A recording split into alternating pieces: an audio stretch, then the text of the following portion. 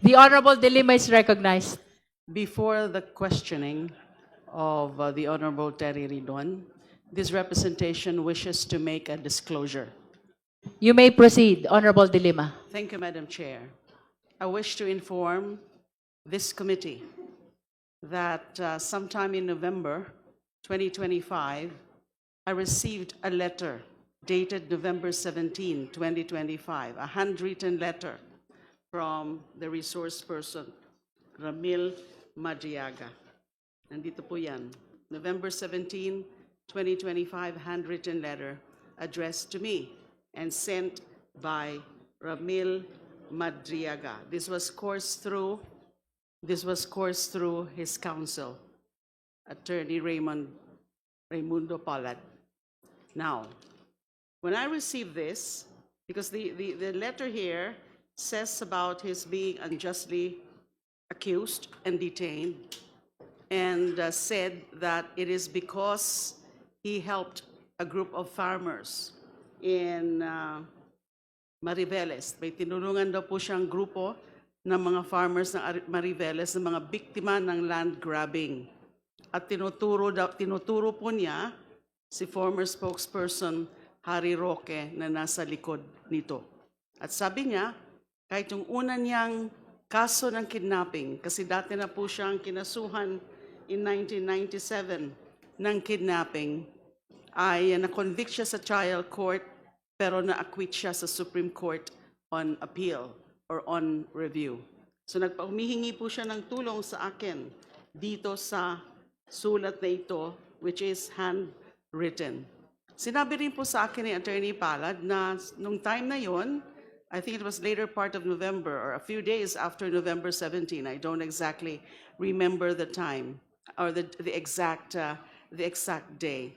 Ay meron daw pong gagawin o ginagawa na sworn affidavit si Mr. Madriaga tungkol sa mga nalalaman niya tungkol kay VP Sara and also sa pamilya ng Duterte. Of course, I was curious, but I told Attorney Palad na gusto ko na munang makita yung sworn affidavit na yan tungkol sa sinasabing marami siyang alam tungkol sa kay VP Sara at ng pamilya Duterte. So true enough, I received this, an affidavit, a copy of the affidavit. And I did realize that this affidavit which I received then is also an original copy. I just realized it a few days ago when I was reviewing this.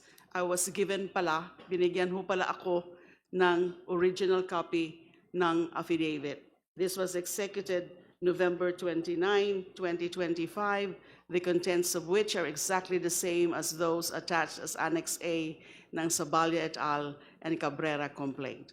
And then, lumabas na rin po ito sa social media after November 27. So naging lalo po akong curious and interested. So I decided to go and see him. And it happened in December 8, 2025, duly recorded in the BJMP facility. So I talked to him. He was accompanied then, or the lawyer, Attorney Palad, was also there. Ang pakay ko po ay para lang alamin yung laman ng kanyang affidavit. Ang pakay ko was to clarify. Ang pakay ko nga parang naging devil's advocate po ako noon. I was asking probing and searching questions para matest yung kanyang credibility. Now, wala po akong dinagdag sa affidavit na to. Wala po akong binago sa affidavit na to. Wala po akong dinikta kay Mr. Madriaga tungkol sa affidavit na to. Ang ginawa ko lang po, nung December 8, tandang-tanda ko po kasi holiday po yan, Immaculate Conception. For 2 hours, I was there at the BJMP facility. As I said, duly recorded, merong CCTV. So that's all that I did, and that was the singular visit that I made to Mr. Madriaga. Hindi na po nasundan yan. So that was the first and last visit that I made to Mr. Madriaga on account of this affidavit. So, Madam Chair, we can probably ask Mr. Madriaga confirmation of what I said. Yung tungkol nga po ng pagpadala niya ng handwritten letter, tsaka subsequently pagdala niya ng affidavit, copy ng affidavit sa akin through his counsel at yung pagbisita ko sa kanya one time in December 8, 2025. Is it your intention, Honorable De Lima, to submit the personal letter of Ramil Madriaga to you to this committee to form part of the records of this proceeding as well?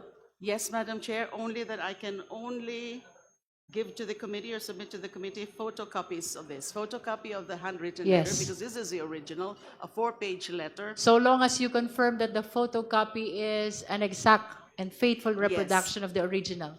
Yes, yes, Madam We Chair. take note of that Thank you. confirmation. This is exactly the letter I received So may from we Mr. confirm Madriaga. from Ramil Madriaga, just to conclude the disclosure of Honorable De Lima, having sent that letter and the original affidavit to Congresswoman De Lima, maaari ho ba namin kumpirmahin sa inyo ang inyong pagkapagpadala ng sulat at original na affidavit kay Honorable De Lima? Mr. Madriaga? Magandang tanghali po, Madam Chair, sa lahat. Opo, Madam Chair, kino-confirm ko po. Thank you. Thank you. With that, we direct the committee secretary to receive the copy of the personal letter of Ramil Madriaga to Congresswoman De Lima to form part of the records of the proceeding in this case. We further direct the COMSEC to provide copy of the same to all the members of the Justice Committee, including the ex-officio, including our respondent. We shall now proceed to our clarificatory questions. Do you have other manifestation, Honorable De Lima? Are you done? Yes, at the moment, Madam Chair. Thank you.